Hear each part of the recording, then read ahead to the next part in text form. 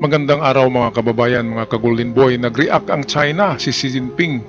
Galit dahil sa nilagyan ng Google ng label ang West Philippine Sea sa modernong mapa ngayon sa Google Map ay nariyan na talaga ang West Philippine Sea nakalagay. Kaya nagalit ang China. Ito sa report ng Firepost to. Atin tingnan ang mga komentaryo dito. Ito from India, great initiative support from India. Ayan from India, suportado nila. Ito pa, Google Maps and Google Earth is indeed up to date and factual. Ayan. Talagang totoo kung anong nakalagay sa Google Map at Google Earth, factual yan. Kaya walang magawa dyan ng China. Ito, thank you, the world will stand for what is right. Salamat Google Map. Ito, victory for the Filipino people. Mabuhay Pilipinas, long live the Philippines. Lahat dito positive eh. Wala man lang inchik na nakapasok dito na nagsabi na na ano yan, bogus yan. Wala eh, lahat dito mayroong taga India, taga US. Thank you Google, mabuhay ito.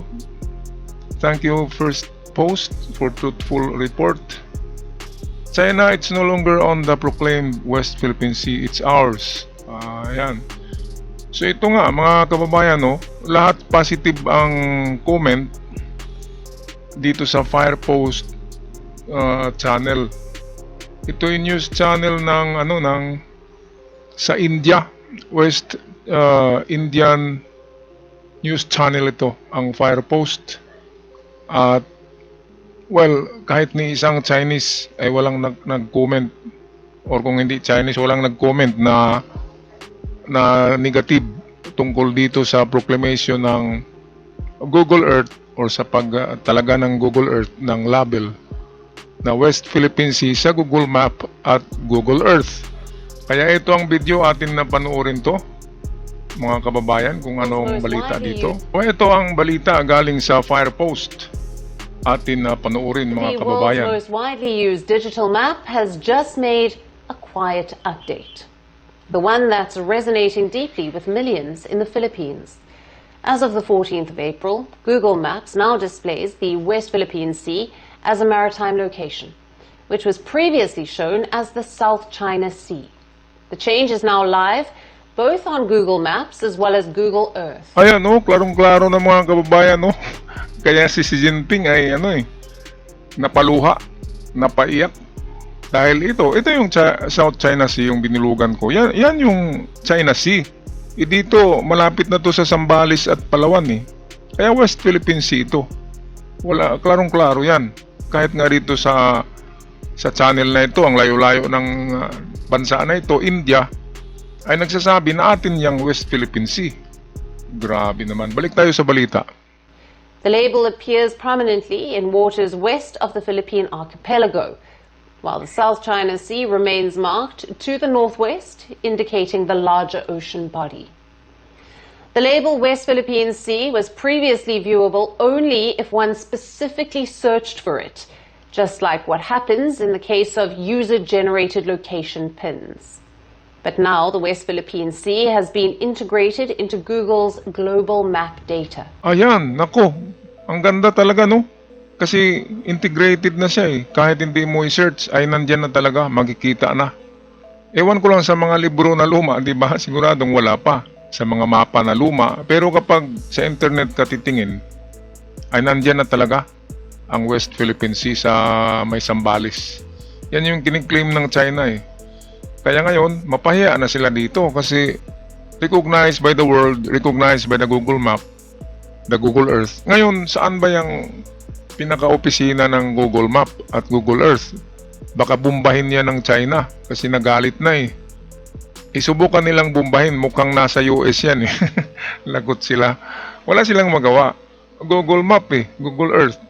Yun ang gumagawa ng ng mapa, ng modernong mapa. Yung kasing hinawakan nila si Jinping na mapa pa yun ni Kupong-Kupong na tinuturo na sa kanila lahat ang karagatan dyan sa South China Sea.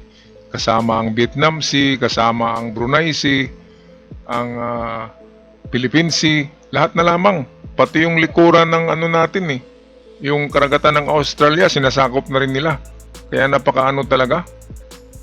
Meron tayong i-post na na video by baka tomorrow ay atin ipapakita ang paghihirap na ngayon ng China sa ekonomiya. Wala nang mga trabaho ang mga tao dahil sa tariff na 140% ni Donald Trump. Tinaripahan yung mga produktong China na papasok sa Amerika, kaya hindi na makaya ng Chinese kasi kunti na lang ang kanilang profit sa kanilang ini-export.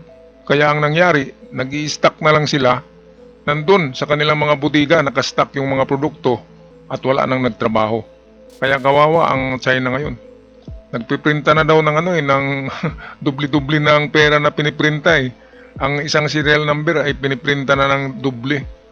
Yun ang nangyari ngayon sa China. Kaya hindi tatagal kapag ganyan ng China, ganyan ang ugali nila, ay babagsak talaga ang ekonomiya at ang mangyari niyan ay magkaroon ng revolusyon sa loob ng China. Magkaroon yan ng people uprising diyan, katulad sa nangyari sa emperor noon, si Emperor Xi Huangdi ay pinatay ng pinatay ng kanyang mga tauhan mismo. Merong uprising na nangyari noon sa last emperor of China.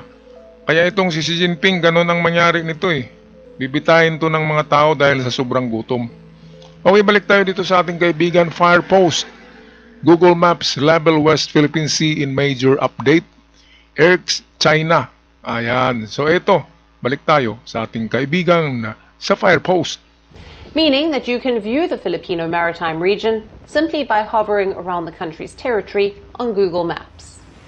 In a statement, the Filipino military called Google Map Update a recognition of the country's sovereign rights in the West Philippine Sea. Philippine Coast Guard spokesperson for the West Philippine Sea also confirmed the development in a social media post, stating, and I quote, "For anyone wondering if you can search for the West Philippine Sea on Google, yes you can." In the capital, Manila, senior lawmakers hailed the update as a victory for all Filipinos. Ayan, victory nga yan. Dapat kasi ito, noon ba ito ginawa ng Google? Dapat noon pa, nung hindi pa gaanong sumiklab dyan ang gulo sa West Philippine Sea, ay nilagyan na yan ng label na Philippine Sea. At dagdagan pa ng Philippine Territory na label para talaga hindi napapasok yung China dyan. Naku, napakalaking kayamanan ang nandyan na para sa future ng next generation ng Pilipinas. Kaya nga ang Amerika ngayon ay nagipagkaibigan na sa atin eh. Kasi merong dyan. The next Saudi Arabia in the world is the West Philippine Sea, the Philippines. Okay, tapusin natin ang video with our friend right here in the Firepost. Senate Majority Leader calling it an affirmation of the country's maritime zones under international law. Others called it a quote-unquote geopolitical affirmation of Manila's maritime claims. The Filipino House Speaker called the update Manila's symbolic and moral victory amid belligerent Chinese expansionism in the region. Now, the Google Map revision obviously irked China. Reiterating its maritime claims, Beijing says that the region, even the one near the Philippines, remains recognized as the South China Sea. Now, under the Philippine Maritime Act 2024, Philippine Sea includes the Luzon Sea, the Calayan Island Group, as well as the Scarborough Shoal. Now, the area specifically refers to the Philippines' exclusive economic zone, waters crucial for Manila's food security, maritime defense, and energy resources. China claims nearly all of the West Philippine Sea, despite a 2016 international tribunal ruling which was denouncing these claims. As the Philippines, under President Ferdinand Marcos Jr., counters Beijing's unilateral assertiveness in its waters, the latest Google Maps update is being seen as a valuable contribution to what Manila sees as the truthful representation of the region.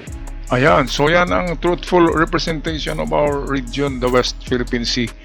Recognized by the world, recognized by most of the countries in the world, and also of course recognized by the Google Map. and supported by America. Okay, so napakaganda ng balitang ito. Talagang legit na recognize na tayo. So kung recognize na tayo by the world, ibig sabihin kung mga testigo pa yung world na yan, pagdating sa kaso ay panalo na tayo. Dahil nag-iisa lang ang China na nag-claim at alam ng world, alam ng lahat na maling-mali ang kanyang claim dahil sa ang layo-layo niya na at hindi niya siya sumusunod sa batas ng UNCLOS or itong batas ng United Nations Law of Conventional Law of the Sea, yung UNCLOS. Hanggang dito na lamang tayo. Huwag kalimutan mag-subscribe sa ating channel sa mga bago pa lamang at sa aking mga avid followers. Maraming salamat. Until our next video. Paalam.